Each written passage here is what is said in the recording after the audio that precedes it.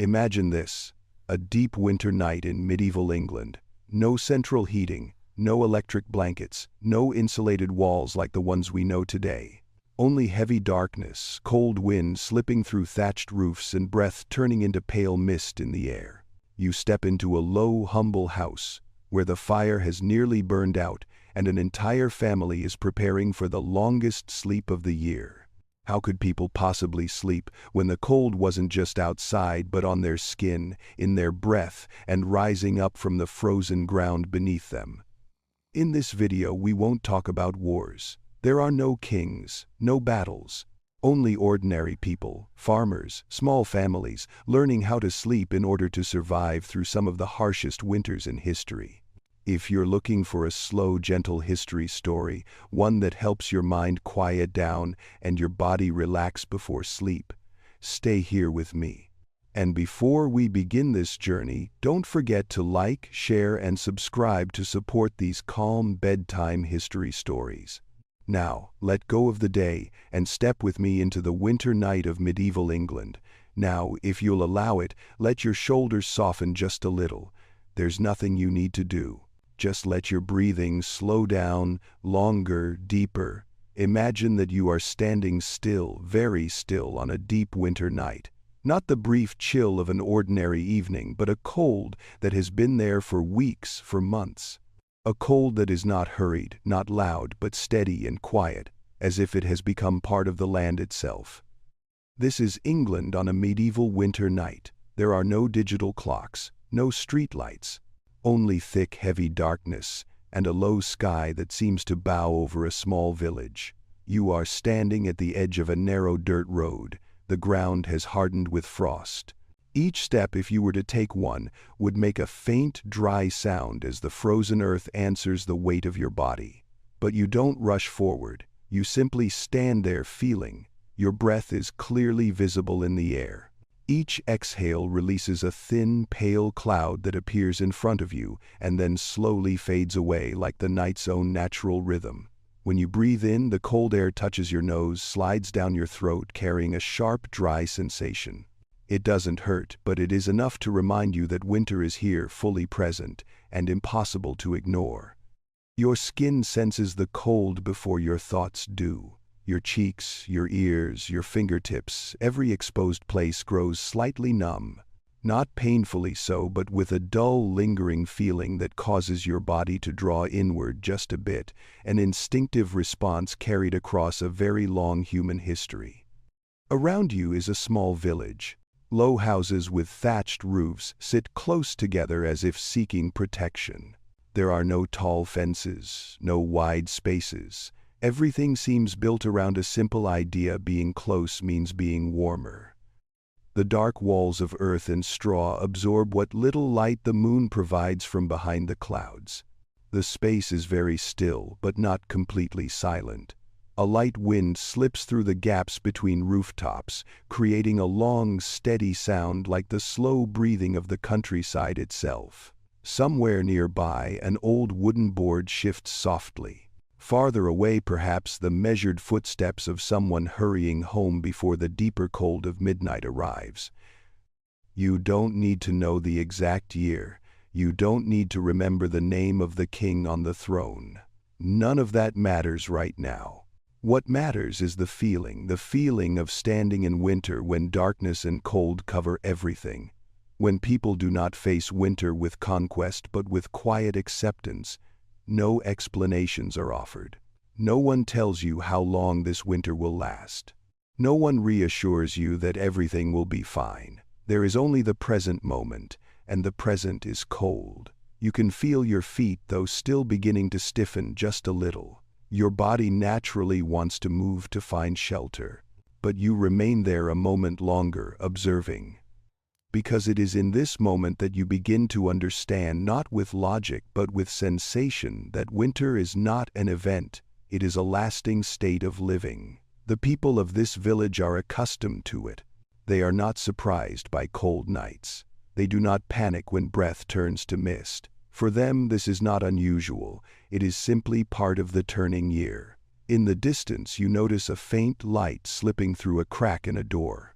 A soft yellow glow, not strong enough to push the darkness away, but enough to suggest that life is there, that there are people, that there is warmth, however fragile. You don't step inside yet, you just look, letting your eyes adjust to the dark, letting your body adjust to the cold. And in this quiet moment, as you stand in the medieval winter night of England, a very gentle question, almost unspoken, begins to form in your mind. Not to trouble you, but to guide the story deeper. How did people manage to sleep when the cold never left all through the long night? The question doesn't need an answer right away. It simply rests there like a thin trail of smoke following you as you slowly move closer to the low houses, places where winter is not only felt, but must be faced. As that question quietly appears, how can people possibly sleep in this cold? You don't need to answer it right away.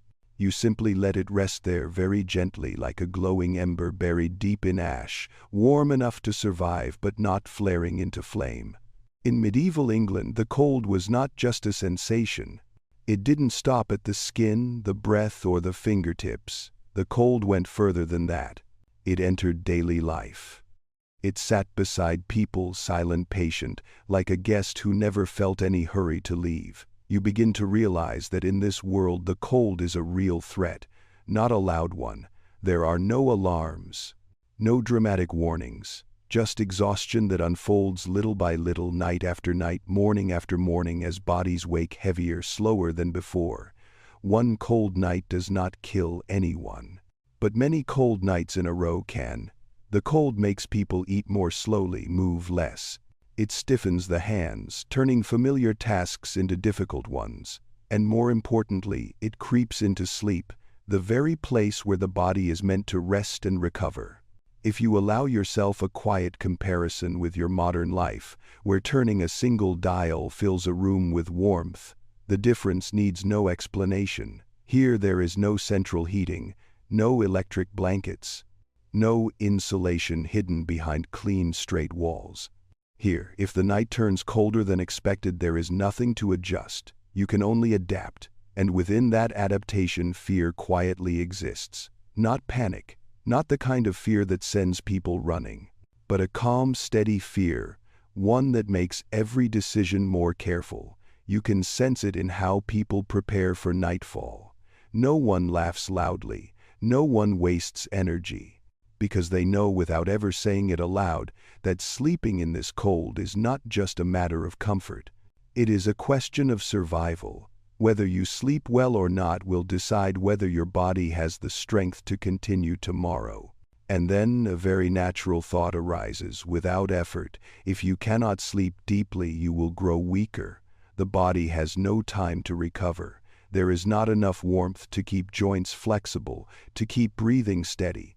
In this world, sleep is not a right, it is a strategy. You begin to understand that the fear of the cold does not live in the first moment when skin meets wind.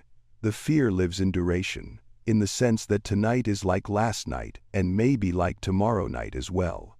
That winter does not care how tired you are. There is no resentment, no rebellion, only the quiet awareness that nature is stronger than human beings and that humans must find ways to survive within its rhythm. The people of this village understand this deeply.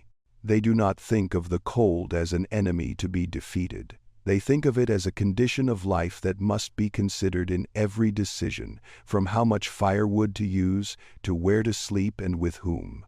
Even children sense the difference early on, not through explanation but through their bodies, through nights spent curled inward, through mornings that arrive more slowly.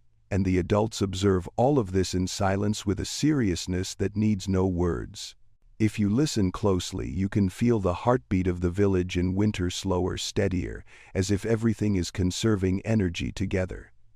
Every movement serves a single shared purpose: to make it through the night. And it is here, within this very human fear, that something simple becomes clear. People do not try to control winter. They try to live alongside it, to sleep within it, even knowing that every night carries risk. The original question, how does anyone sleep in conditions like this, is no longer abstract. It becomes a gentle pressure behind every small choice.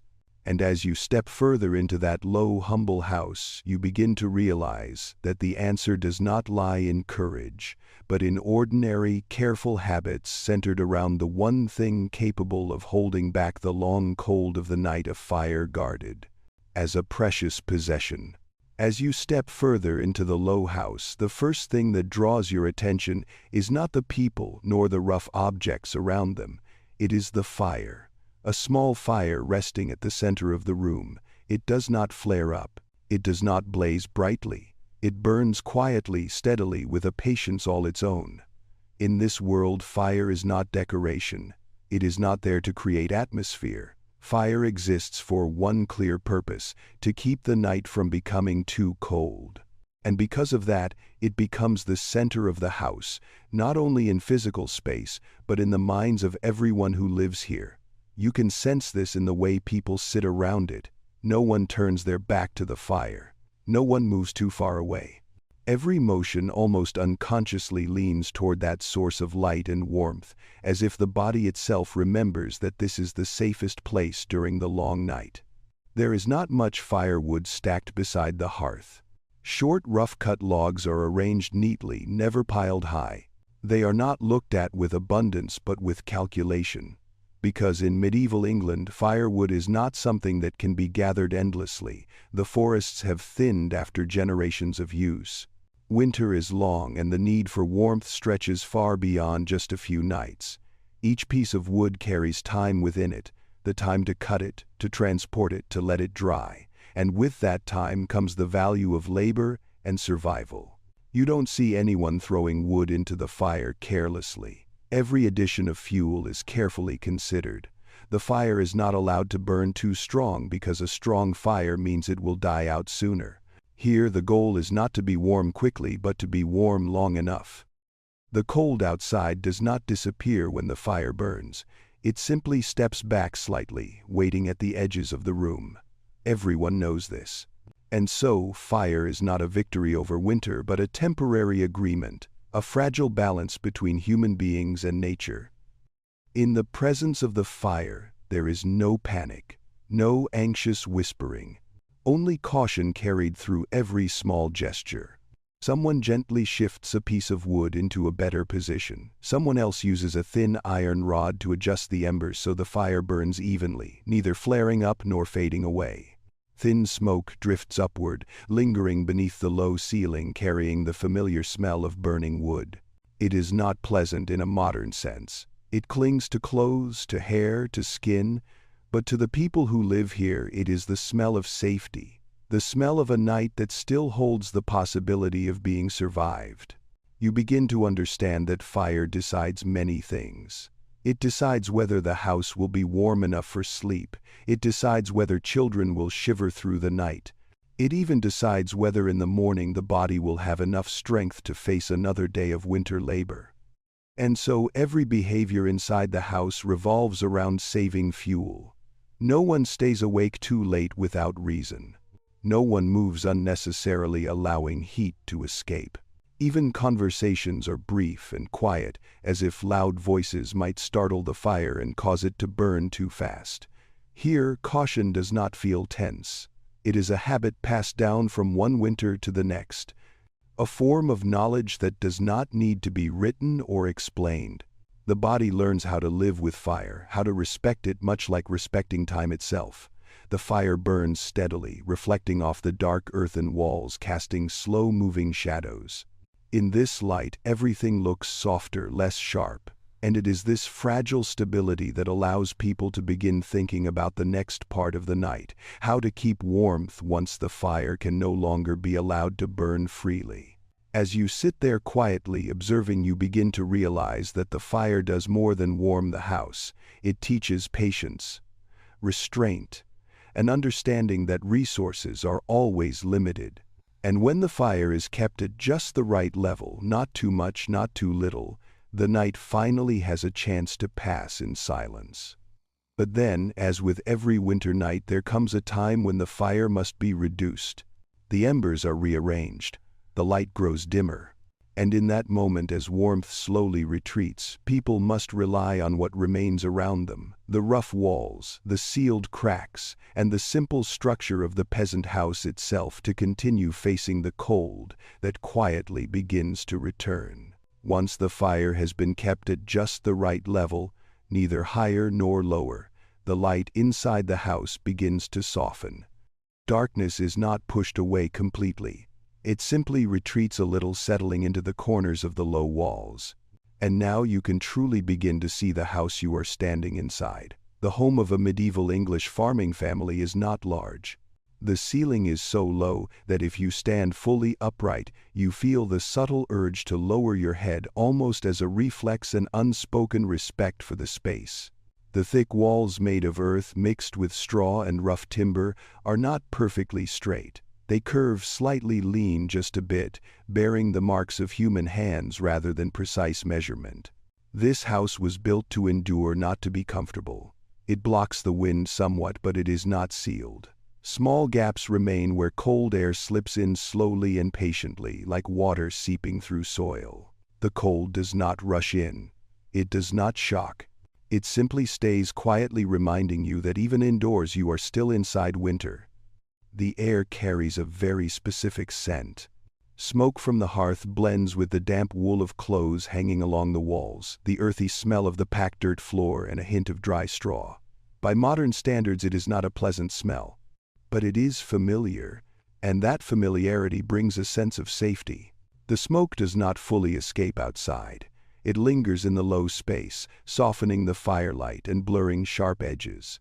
Light reflecting through the smoke creates a mist-like feeling, as if time itself has slowed down. In this space, nothing feels sharp, nothing feels rushed. People move slowly, not because they are weak, but because they understand that every movement consumes energy. An unnecessary step means a little warmth lost. A sudden motion allows cold air to slip deeper into clothing. You can see this in the way they sit down, in the way they stand back up. Everything follows its own rhythm, the rhythm of winter. No one hurries. No one does more than necessary. Restraint is not a moral choice here. It is a survival reflex deeply embedded in the body. Even standing close to the fire, you still feel the cold. It lives in the floor, where the earth holds chill longer than the air. It creeps upward from your feet, slow and steady. That is why people rarely stand for long. They sit low, close to the ground, curling inward, reducing their exposure to the cold space around them. The house is not divided into many rooms. All daily life happens in a single shared space.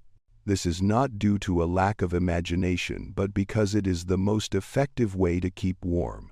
Breath, body heat, and fire, everything stays together in one enclosed area, not scattered or lost. You begin to understand that this house does not separate people from nature. It only softens nature slightly. The wind weakens. Rain does not fall directly inside. Snow does not settle on the body. But the cold remains a reality that cannot be erased.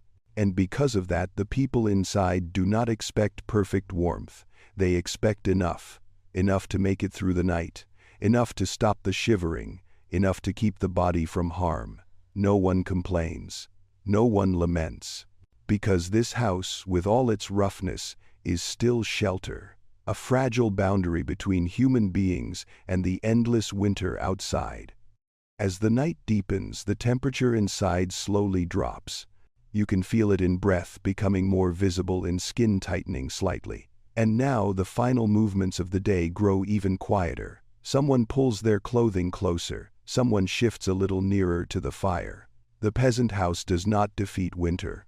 It simply brings people closer together when winter arrives. And in that closeness they find another kind of warmth, not from materials but from one another's presence.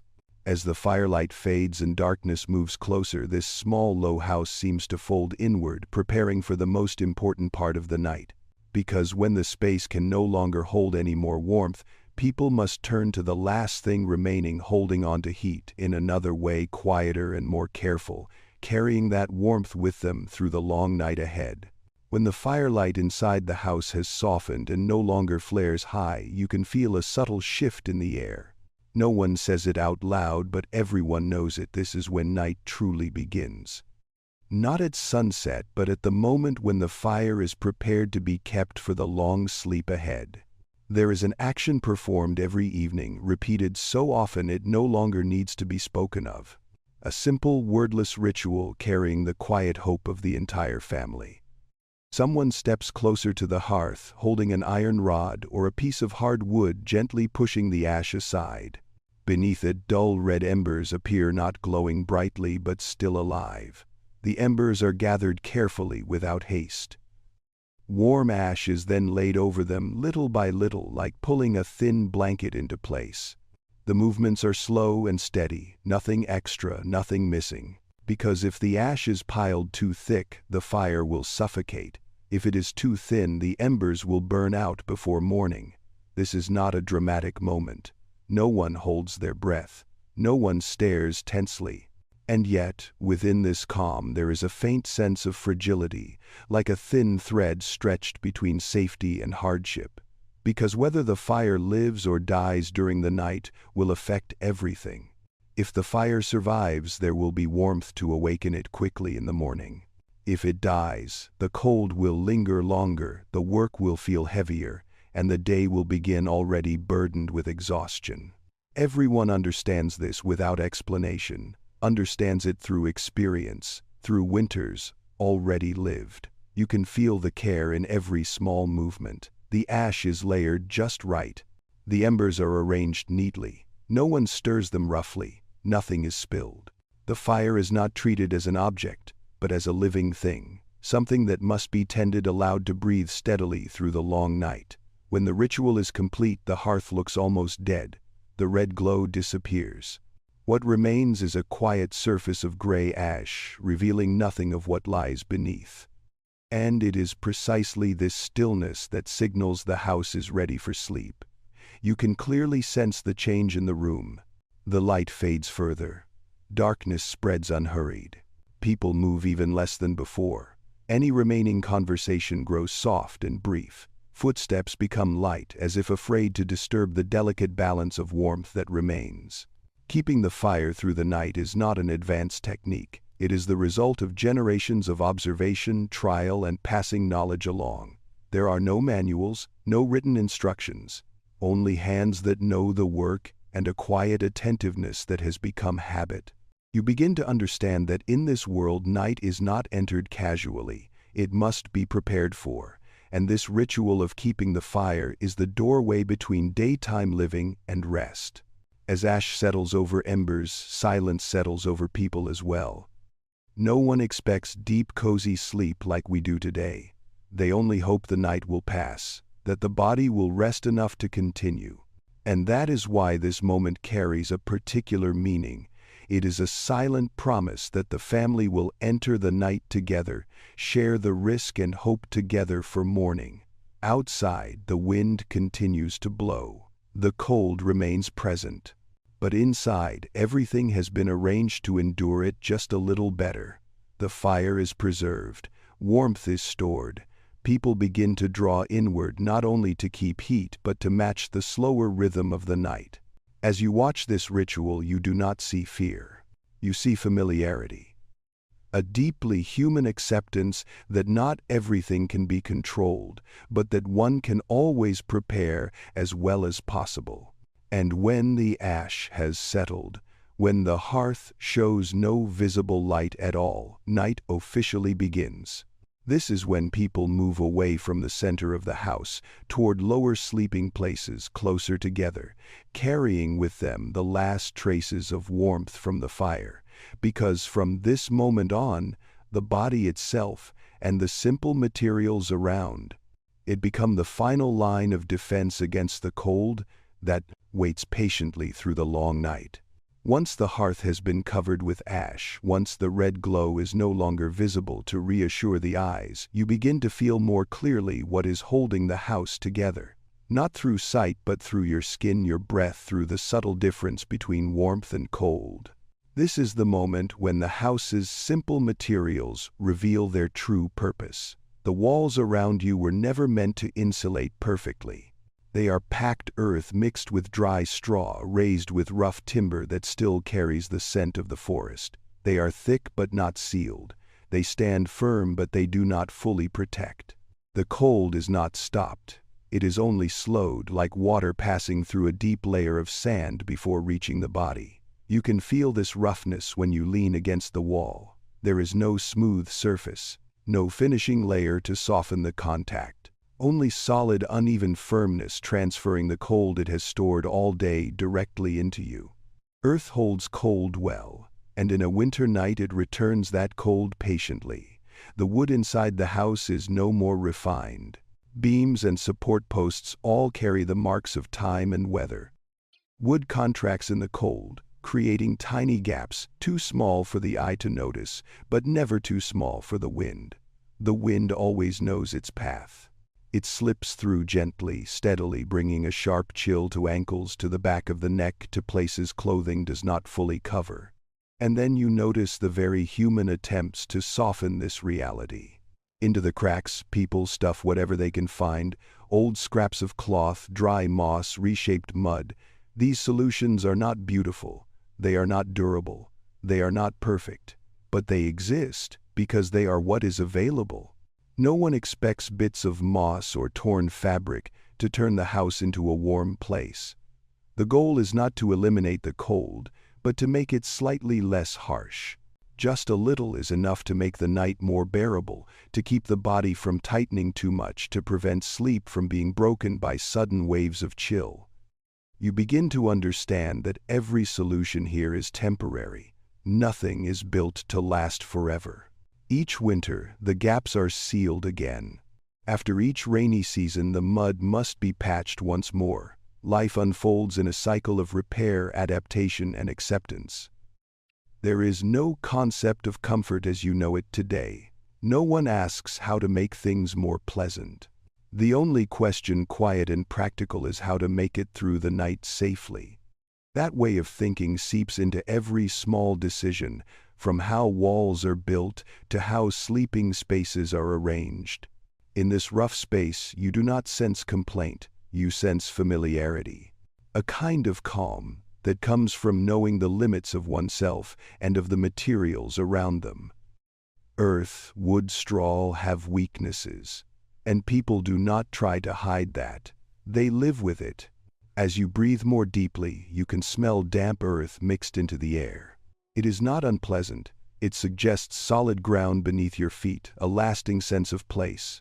Within that scent lies the memory of many winters already passed, of nights endured using these same simple materials. The cold still slips through. It does not disappear, but it becomes more familiar, less surprising. And that familiarity eases the worry. When you know what is coming, you can adjust. You can curl inward. You can choose a spot sheltered from drafts. You can stay closer to others. The house, with all its simplicity, does not promise comfort. It only creates a frame safe enough for people to complete the rest with closeness and habit. Within that frame, they learn to listen to their bodies, to accept what cannot be changed, and to make full use of what they have.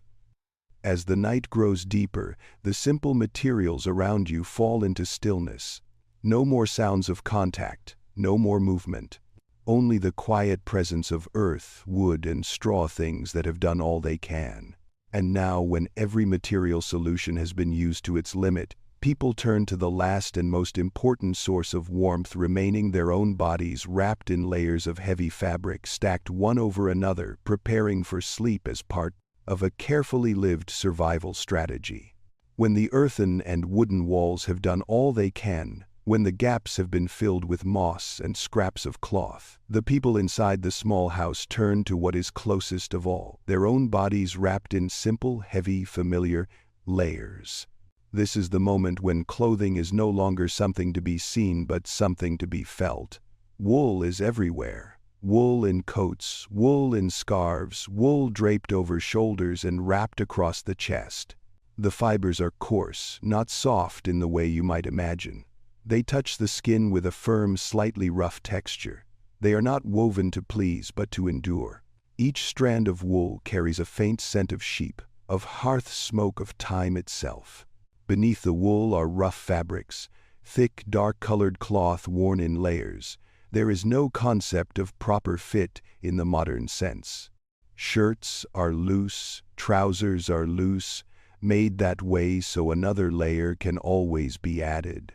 The body is wrapped little by little, the same way glowing embers are wrapped in warm ash. As you pull these layers onto yourself, you feel the weight immediately. The clothes are heavy, not exhausting but steady. A gentle pressure on the shoulders, on the back, encouraging stillness, encouraging fewer movements. And it is this lack of movement that helps keep warmth from escaping. The sensation of clothing on a winter night is not comfortable. The fabric stiffens in the cold, resists bending with the body. But the body has known this feeling for a very long time. The roughness no longer irritates, it becomes part of safety. When your hand touches the thick layers, you know there is a boundary between you and the cold outside, however fragile it may be. Here, the human body becomes the primary source of heat. There are no machines, no supporting devices, only warmth produced by breath, by a slow-beating heart, by blood moving beneath the skin. Clothing does not create heat. It only preserves what the body can generate. You begin to notice that how people dress at night matters just as much as during the day.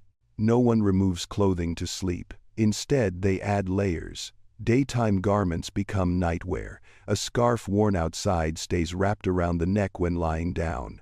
Every choice serves a single purpose, keeping heat from escaping too quickly as the body enters rest. As you lie down, you can clearly feel the difference between the layers. Wool retains warmth even when a trace of dampness remains from the long day. Rough cloth forms a light barrier against drafts. Together they create a simple cocoon around the body, not sealed but sufficient to allow relaxation without shivering. No one speaks of inconvenience. No one thinks the clothes are too stiff or too heavy, because in their way of thinking, clothing is not for comfort, it is for survival. Any comfort that comes is incidental, not the goal. In the dim light that remains, you see people adjusting their clothing before lying down, pulling collars higher, folding sleeves neatly, wrapping an extra piece of cloth around their legs. Small gestures repeated every night like a quiet ritual before sleep. There is no rush, nothing excessive. Once the body is wrapped in enough layers, breathing begins to slow.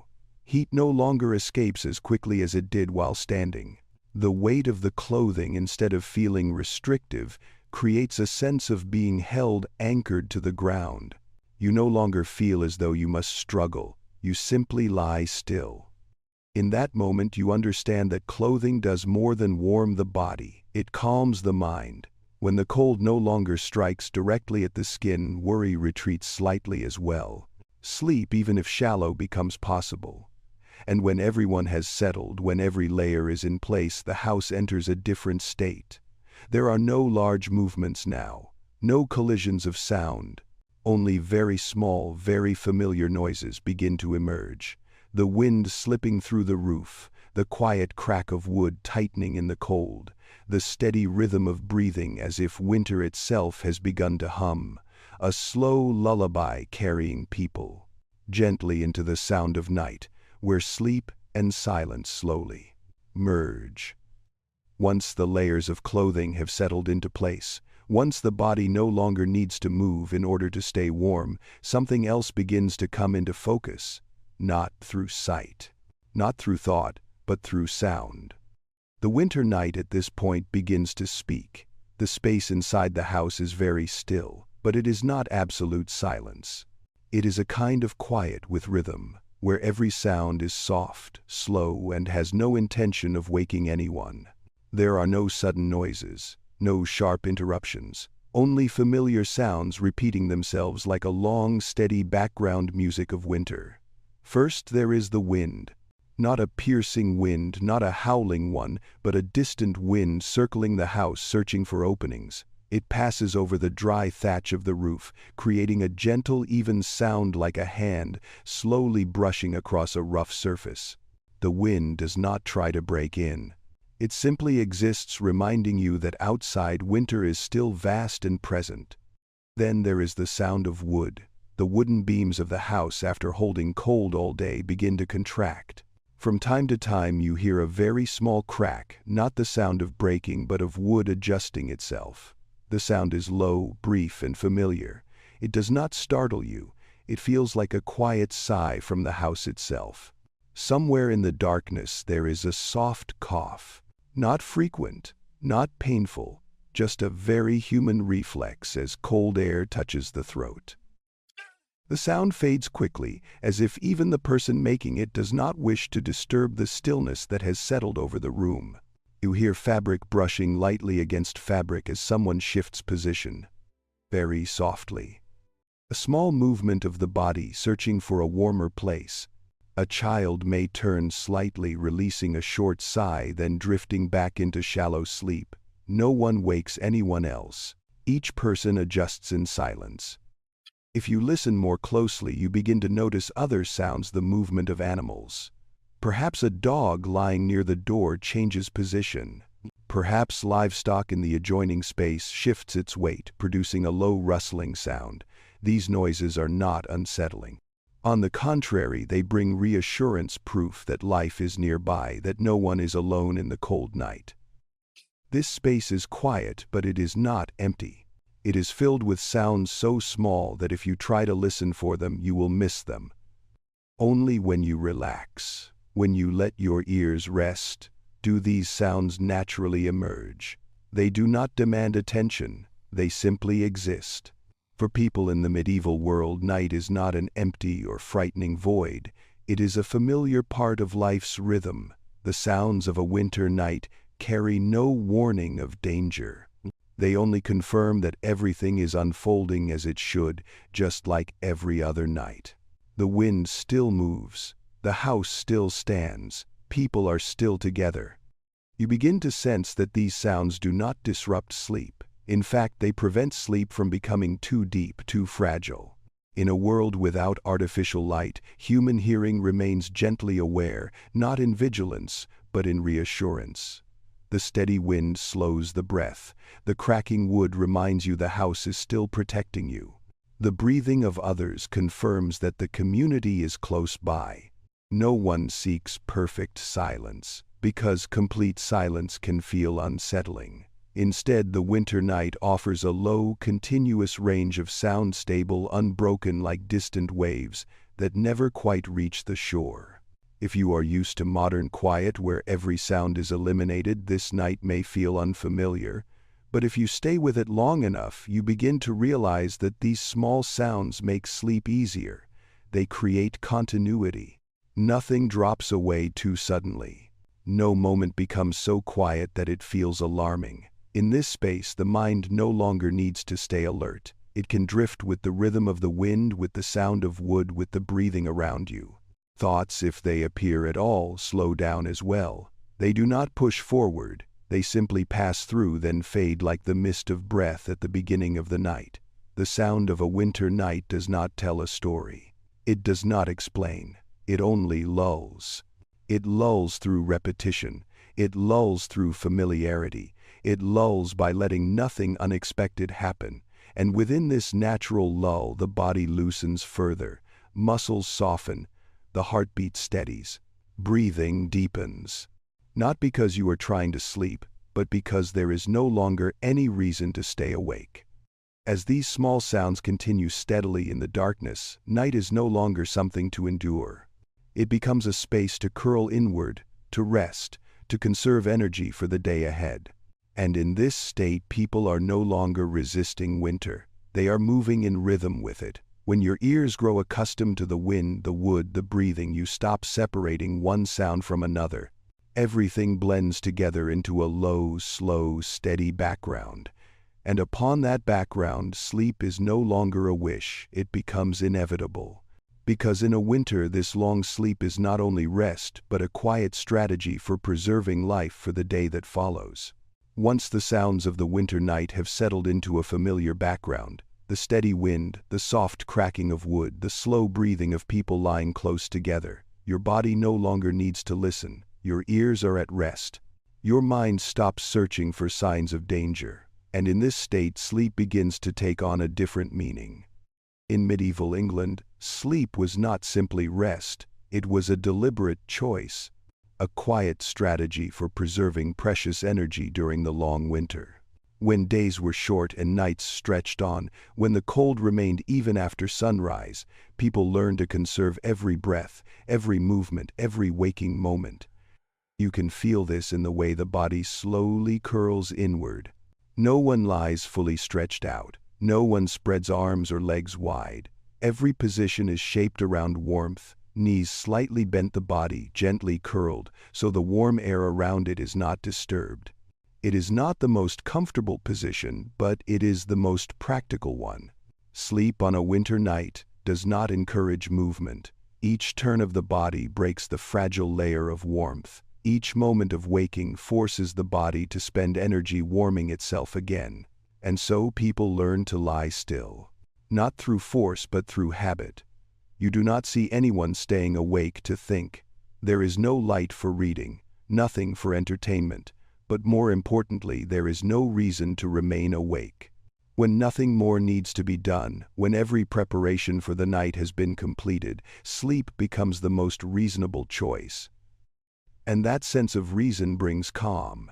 In this world, staying awake too long is a risk. It makes the body colder, weaker, more vulnerable. And so sleep is not delayed. It is accepted early, gently, as a natural part of the winter rhythm. You begin to notice that sleep here is not as deep as modern sleep. It is light, easily interrupted, but long. People do not disappear into complete darkness. They rest in a state that is half awake, half asleep, enough to recover, enough to respond if needed. It is a natural balance between rest and awareness. Winter nights draw people inward, not only physically, but in the rhythm of life itself. Everything slows down. Ambition softens. Distant thoughts give way to immediate needs, staying warm, preserving strength, making it through the night. Within that inward turning there is a quiet kind of peace. You see no resistance. No one stays awake to prove anything. No one sees sleep as weakness. On the contrary, sleeping at the right time is a sign of understanding. Understanding the body, understanding winter, understanding that energy is not limitless. During the long night, sleep becomes part of survival. It slows the heartbeat, steadies the breath, helps warmth remain at the core of the body.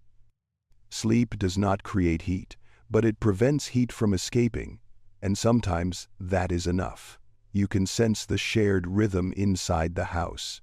When one person drifts into sleep, others follow. No sudden light, no loud voices. Everything happens together like a community sharing the same cycle of rest. Within that synchronization there is a deep feeling of safety. Time itself grows indistinct. No one counts the hours. No one anxiously waits for dawn. Night is no longer an empty stretch to be endured. It is a phase meant to be lived through fully, quietly. And in that extended silence, sleep does what no tool can do. It allows the body to release the remaining tension of the day. It allows the mind to stop guarding. It allows people to exist without action. Sleep in the medieval winter is not indulgence, it is preservation. Preservation of strength, preservation of life, preservation of the ability to continue when morning comes. And because of that, sleep is respected. It is prioritized. It is welcomed like a necessary companion. As you let yourself drift into that rhythm of sleep, you feel no need to do anything more. No thinking, no preparing. The night has already been arranged. Every strategy has been put in place. And now, as the body grows still, as breathing becomes steady, sleep is no longer a goal. It is the natural state you are slowly entering. And in that state, when sleep has become the most effective way to survive the cold night, people turn toward another source of warmth, very close, very real. The warmth of bodies lying side by side, where closeness is no longer an emotional choice, but the next simple, practical step in the quiet strategy of survival. Once sleep has been accepted as part of survival, once the body has grown still and breathing has slowed, something very natural happens. People do not sleep alone. Not because of emotional preference, but because in a long winter night it is simply the most sensible choice. Inside the small house, sleeping spaces are not clearly divided. There are no private rooms, no firm boundaries. Only low areas near the fire where people gather and gradually draw inward. Families sleep together. And when winter is especially harsh, multiple generations, sometimes even multiple households, share the same space. You can feel that this arrangement is never noisy. No one discusses it, no one competes for position. Each person finds their place by habit and familiarity. Children are settled in the middle, adults lie around them. The elderly rest in spots more sheltered from drafts. Everything happens quietly, as if the body has known this pattern for a very long time. Body heat begins to spread, not strongly, not suddenly, just a gentle, gradual rise in warmth within the confined space. When one person lies beside another, the cold air between them is pushed away. The empty space fills with breath, with heartbeat, with the living presence of human bodies. In this world, there is no concept of privacy as you know it today. No one feels the need for separation in sleep. Privacy is not the priority. Safety and warmth are. And in winter, closeness becomes the most effective physical solution. You do not feel discomfort. There is no sense of intrusion. Because from early life, people are accustomed to being near one another. The warmth of another body is not unfamiliar. It is part of everyday existence, like fire, like wool clothing, like the rough earthen walls themselves. As multiple bodies lie close together, breathing begins to synchronize. Not perfectly, but enough to form a shared rhythm. You hear the breath of the person beside you, slow, steady. The sound does not disturb you. Instead, it reassures you, reminding you that you are not facing this night alone.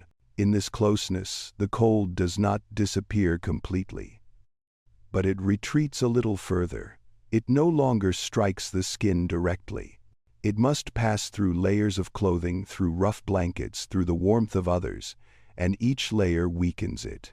Sleeping together is not a sign of dependence, it is a sign of understanding. An understanding that human beings, when close to one another, can endure what they cannot endure alone. In winter, community is not an abstract idea. It is a physical reality felt through temperature. You sense this when someone's arm brushes lightly against yours. There is no gesture of affection, just ordinary contact. Yet that contact helps retain warmth. It spares the body from fighting alone. It prevents sleep from being broken by sudden waves of cold. No one offers words of comfort. No one needs reassurance. Presence is enough. In this world, the most valuable warmth does not come from objects. It comes from people, from staying close, sharing space, sharing risk, sharing the long night. As you lie within this circle of warmth, the mind grows quieter. There is no thinking about tomorrow. No concern about the cold outside. Everything has been arranged as well as possible. Your body knows it is protected, not perfectly but sufficiently. Sleep now is no longer an individual effort. It becomes a collective state. When one person's breathing steadies, others follow. When one person sinks deeper into rest, the surrounding space softens with them. In this closeness, you do not feel confined. You feel held, supported. The winter night is no longer an empty, hostile stretch. It becomes an enclosed space where people exist together, quietly, steadily. And when human warmth has done its work, when sleep has stabilized and the body no longer needs to move, the night continues in silence. At this point, what remains to support sleep no longer comes from people themselves, but from something very simple beneath them. Roof bedding made of dry straw, trapping warm air and supporting the body for the remainder of the long winter night. Once bodies have settled close together, once human warmth has spread evenly through the low space of the house, you begin to feel more clearly what lies beneath you. Not with your eyes but with your back, your shoulders, with the rhythm of your breathing as it slows. This is the straw bedding, simple, rough, and so familiar in winter life that it is almost invisible. Straw is not a luxurious material. It comes from the fields, from stalks of grain that have already done their daytime work of feeding people. At night, straw takes on its remaining task, keeping warmth. Dry strands are layered together, uneven, irregular, creating countless tiny pockets of air between them. And it is these pockets that trap air, the best insulating resource medieval people could rely on. When you lie down, your body's weight slowly presses into the straw. There is no softness, no gentle cushioning that follows every curve, but there is a clear sense of stability. Straw is not as cold as bare earth. It does not draw heat from your body. Instead, it holds onto the warmth, spreading outward, preventing it from escaping too quickly. Straw bedding is easy to make. It requires no special skill, no tools, only dry straw gathered, spread out, and replaced when needed. That simplicity is exactly why it is so common. When old straw becomes damp or flattened, a new layer is added. No sentiment, no attachment. Everything is temporary, much like winter itself. As you lie close to it, you can smell the straw clearly. A dry, faintly sweet scent, recalling sunlight and harvested fields. Within that smell is nothing foreign. It carries memories of warmer seasons, of long days spent outdoors. And because of that, the scent of straw creates a deep sense of safety, as if nature itself is still nearby, even though outside lies a cold night. Straw bedding is not comfortable. Your back can feel the small, uneven ridges beneath you, but the body does not resist. It adjusts, it finds a workable position, and once it settles, the imperfections no longer matter. What matters is that warmth is preserved and sleep can continue. In this world, function always comes before comfort. Straw bedding is not meant to please, it is meant to work, and it works quietly, without sound, without attention. It simply lies there, trapping warm air beneath the body, creating a simple but effective layer of insulation. You begin to understand that safety does not come from softness, it comes from familiarity. From knowing that when you lie down, the surface beneath you will not make you colder. It will not change unexpectedly. It will be there just as it was every other night. When many people share the same straw bedding, its insulating effect becomes even stronger. Body weight compresses the straw, reducing large gaps and stabilizing the smaller air pockets. Warmth is retained not only from above but from below as well. A quiet circle of heat, no fire, no fuel required. No one complains about the hardness. No one expects softness, because in the survival logic of winter, the most important thing is to make it through the night. And straw bedding in all its simplicity makes that possible. As you remain there longer, the body begins to forget the surface beneath. Breathing evens out. Warmth spreads and stabilizes.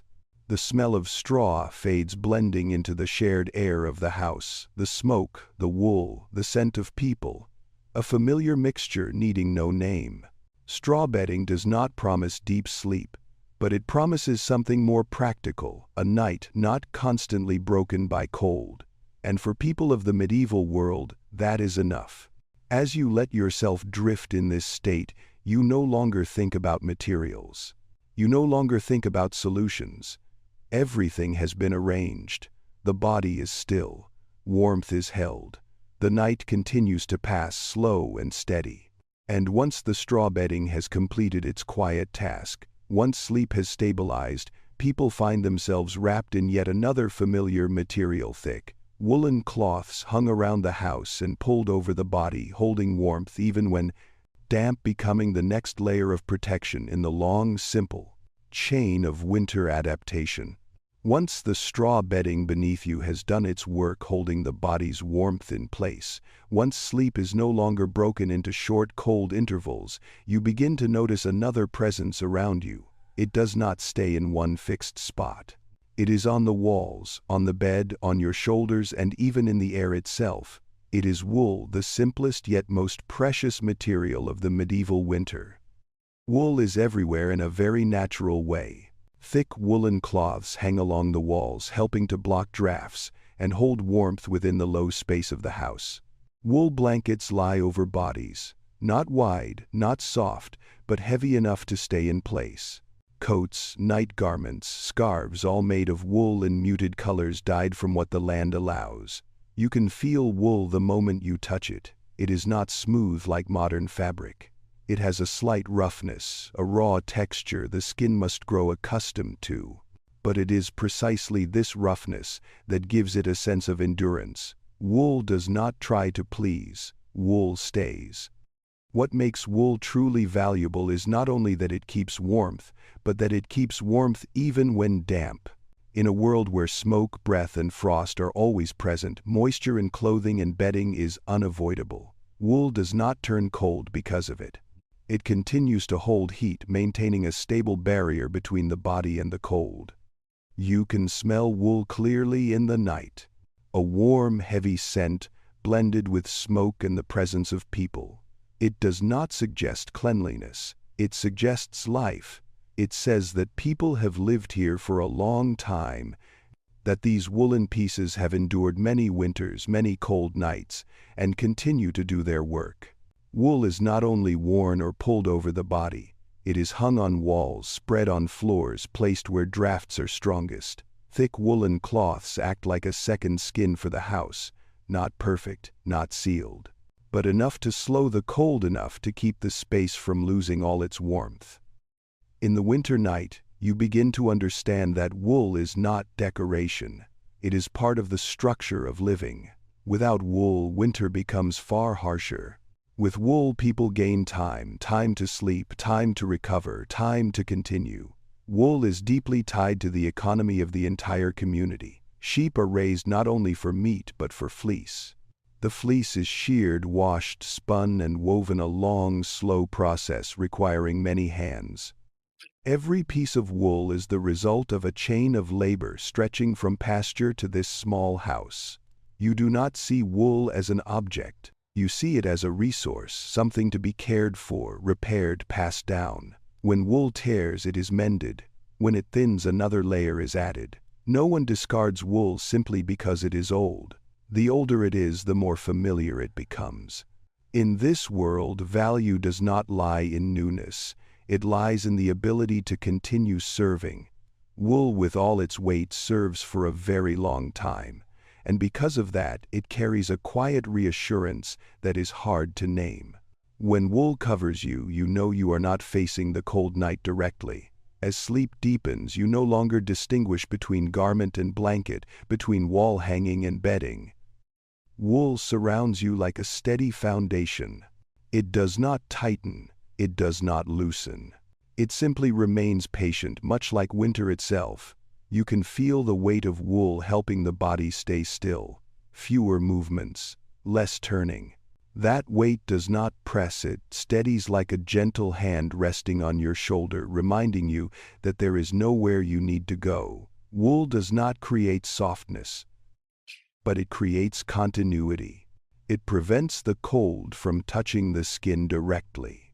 It slows the escape of warmth, and in a long winter, that continuity matters more than anything else. As you lie in that small house wrapped in wool straw and the warmth of others, you begin to realize that survival is not always about resistance. Sometimes it is about choosing the right materials, the right habits, the right rhythm of life. Wool connects people to the land, to the sheep, to the community, to winters already past. It does not only warm the body, it warms memory, and within that connection people find the calm needed to sleep. As the night moves beyond its midpoint, as sleep settles fully, wool continues its quiet work. No sound, no light, only steady, reliable presence. And within that reliability, you slowly come to a simple realization. No matter how thick the wool, no matter how good the blankets, winter itself does not distinguish between rich and poor. Only that, in different houses on different beds, people will face the same cold night in very different ways. Once you have grown familiar with the scent of wool, with the straw beneath you, with warmth preserved by the simplest of materials, your imagination can gently shift to another space. Not far away, still medieval England, still the long winter and the cold night. But this room carries a little more abundance, a little more enclosure, a little more distance from the outside world. In the homes of the wealthier, a bed is no longer just a low place on the earthen floor. It is raised, lifted away from the cold ground. The bed frame is made of solid wood, sometimes simply carved, not to display wealth but to last. The simple fact of sleeping above the floor already spares the body from the cold that settles near the ground. A small advantage, but a meaningful one on a winter night. On that wooden frame lies a feather mattress. Not always thick, but enough to feel softer, deeper than straw bedding. When you lie down, the body sinks gently, not onto uneven ground, but into an even layer of support. Feathers trap air very well, and it is this captured air that becomes an effective layer of insulation. The blankets are thicker too. Not just one layer, but several stacked together. Wool, feathers, tightly woven cloth, all working together to hold warmth. The tapestries hanging on the walls are not merely decorative. They block drafts, adding depth to the space between the cold and the human body. The room feels more enclosed, quieter, as if winter must pass through more layers before it can reach the skin. A room protected from drafts makes a clear difference. Breath does not turn to mist as easily as it does in a peasant's house. The wind does not slip through cracks as often. The sounds of the night, though still present, feel farther away, softer. This is a kind of safety that wealth can buy. And indeed, the difference between rich and poor becomes very visible here. The wealthy have more padding, more blankets, more materials to retain warmth. They can sleep in private spaces without sharing beds with many others. They can close doors, reducing the cold's intrusion. But if you stay long enough in this room, if you listen carefully enough, you will notice something important. Winter is still there. It does not vanish because the bed is softer. It does not fully retreat because the blankets are thicker. It remains quiet, patient, covering the entire land. Even in a well-sealed room, the cold finds its way in, through the floor, through walls that are thick but not absolute. And as the night stretches on, as the fire has long since died down, the temperature still drops more slowly perhaps, but inevitably. The wealthy sleep warmer, but not in perfect safety. They too curl inward. They too adjust their blankets. They too wake during the night less often, but still, when the body senses subtle shifts in temperature. Winter does not discriminate completely. It simply shows more mercy to some than to others. You can feel this in the quiet of the room. There is no complacency, no sense of having conquered nature. Only more careful preparation, thicker layers of protection. But the truth remains the same: people are trying to sleep through a cold night. In this world, wealth does not erase the need to adapt. It only allows adaptation in more ways. The rich use feathers, tapestries, raised beds. The poor rely on straw, worn wool, and shared body heat. Different paths, but the same destination: sleep sufficient to survive. As you imagine lying on that softer bed, you can feel the difference in the body. But if you listen more deeply, you will notice that the breathing of the person lying there is not so different from the breathing of someone on straw bedding. Slow, steady, careful. Sleep remains strategic, not indulgent. Even privacy, the thing wealth can purchase, does not bring complete peace. Sleeping alone in an enclosed room may be warmer, but it is also more isolated. There is no nearby breathing, no shared rhythm to merge with. Physical warmth increases, but human connection diminishes. And in a long winter, that creates a different balance. Not better, not worse, simply different. People, wherever they stand in society, must face the night in their own way. As the night deepens, as sleep stabilizes, the wealthy person's bed quietly does its work.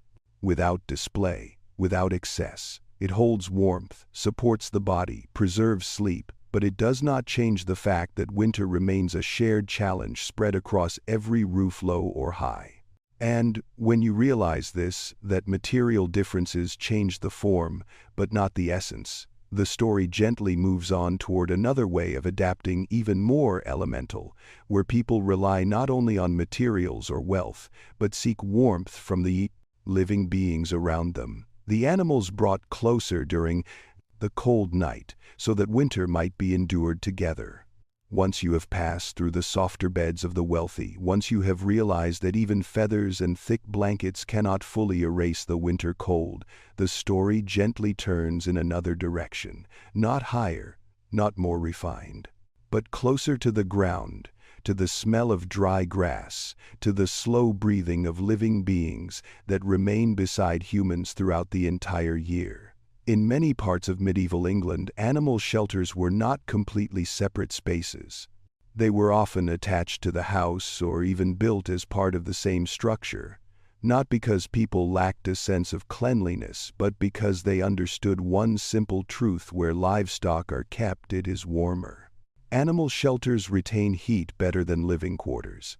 The ground is packed more densely, the walls have fewer gaps, and most importantly, inside are large bodies that release steady warmth throughout the long night.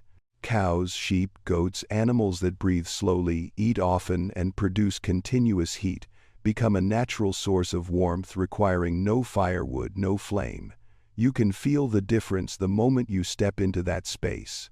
The air is thicker, warmer, not comfortably warm, but warm enough that the cold loses its sharp edge. Breath does not turn to mist as easily. Wind does not cut as deeply. Night moves a little more slowly here. On the coldest nights, people choose to stay near the animals. Sometimes they sleep directly in the shelter, sometimes in the adjoining space where warmth seeps through the packed earth walls. There is no embarrassment, no hesitation. This is not an unusual act. It is part of a survival rhythm repeated over generations. The warmth from animals does not fluctuate. It does not go out like a fire. It does not depend on fuel. It is steady, slow, reliable. When people sleep near livestock, they receive more than heat, they receive stability. Something deeply valuable in a long winter when everything else feels fragile.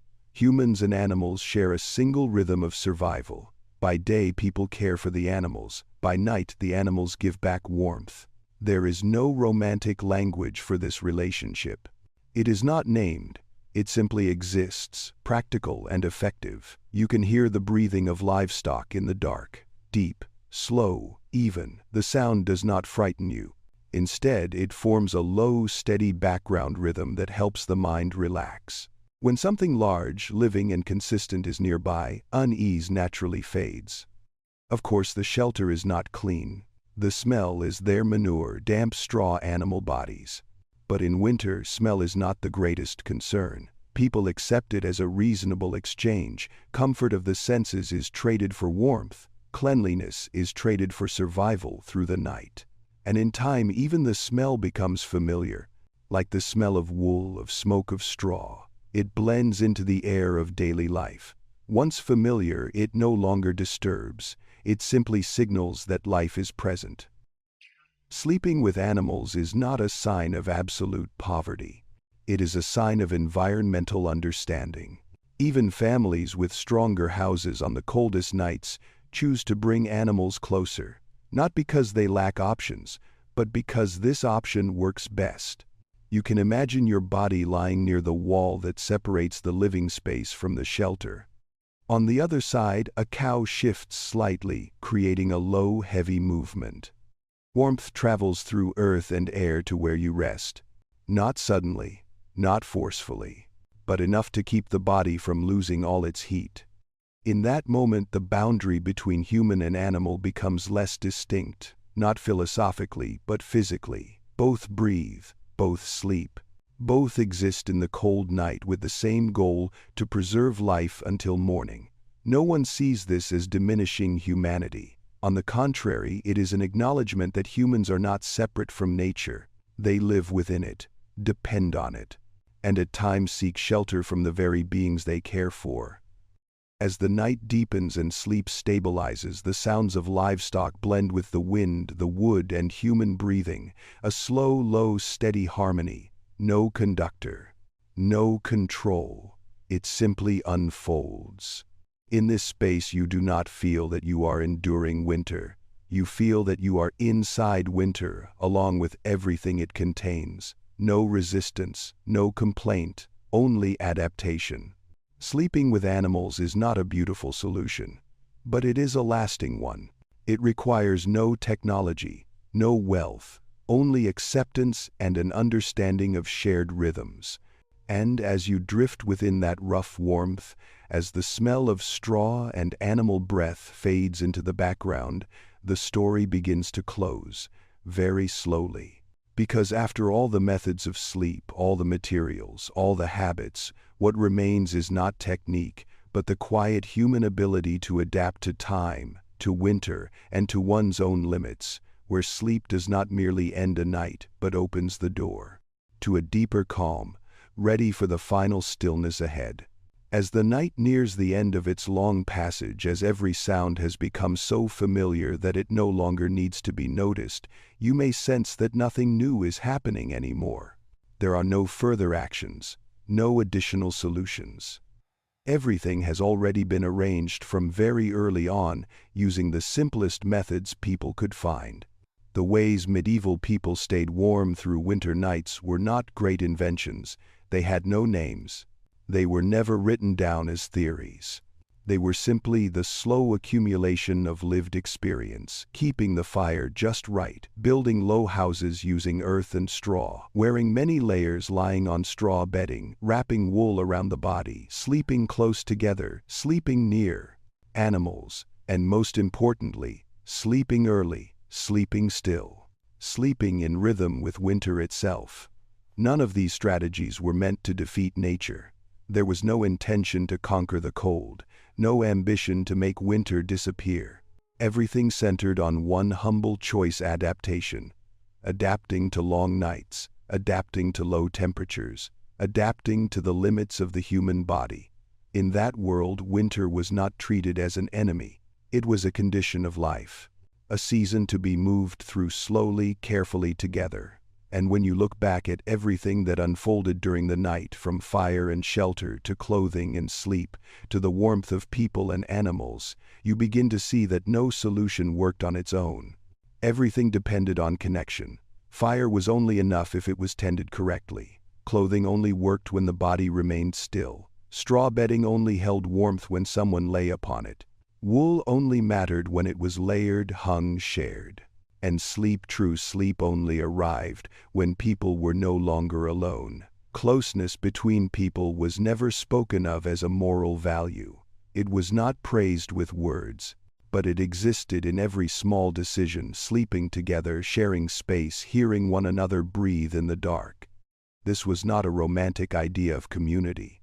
It was community as a physical reality, where warmth passed from one body to another, where presence made the night shorter. In the medieval winter, people did not seek comfort. They sought enough warmth to stop shivering, enough quiet to sleep, enough safety to wake in the morning. And within that sense of enough, they found a deep kind of peace, one that needed no name. If you listen carefully now, you may notice that the night no longer carries worry. It does not threaten. It does not demand anything. It simply moves on slowly, evenly, just as it has on this land for centuries. You do not need to remember every detail you have heard. You do not need to retain any strategy. There is no lesson to extract, nothing you need to understand. These stories were not told to make you more alert. They were told to help you feel lighter, lighter in thought, lighter in breath, lighter in the way you exist in this moment. People long ago did not sleep with expectation. They slept with acceptance. Acceptance that the night would be cold, that sleep might not be deep, that morning would arrive even if they woke a little tired. And it was this acceptance that made sleep easier. As you allow yourself to remain here without effort, without further thought, you are doing something very similar to them. You are letting time pass without trying to control it. You are allowing your body to rest at its natural pace, free from artificial light or sound. Outside winter is still there, but it no longer needs your attention. Inside, warmth has settled, breathing is steady, sound has become background, there is nothing left to adjust. And like those people centuries ago, when all preparations are complete, when adaptation is enough, you can allow the night to do the rest. Nothing more to think, nothing more to remember, nowhere else to go. Just let your eyelids grow a little heavier, let your breath lengthen a little more, and allow this stillness to hold you the way winter once held them. Not gently, but steadily and safely enough for you to drift into sleep, naturally, slowly, and in peace. When we look back at how people in medieval England slept through some of the coldest winters in history, we begin to see that what helped them survive was not technology and not abundance.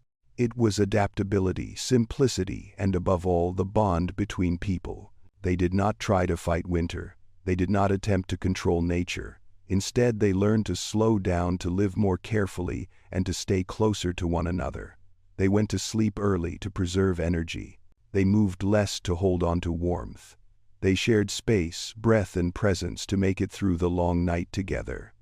For them, the most valuable warmth did not come from objects. It came from community. In our modern lives today, even with heating, electric light, and endless conveniences, feelings of exhaustion, loneliness, and tension still exist. This story gently reminds us that sometimes what we need is not another device but a slower rhythm. Going to bed a little earlier, turning off a few lights, staying close to the people we love, accepting that not every night needs to be perfect, as long as it is safe enough to rest. History, when seen this way, does not teach us grand lessons. It simply offers a quiet reminder people once lived more slowly, slept more simply, and still found peace, and we can do the same even tonight. Thank you for taking the time to listen to this story. If you feel just a little more at ease, please like, share, and subscribe to continue supporting these gentle bedtime history stories. Wishing you a calm night and a very restful sleep.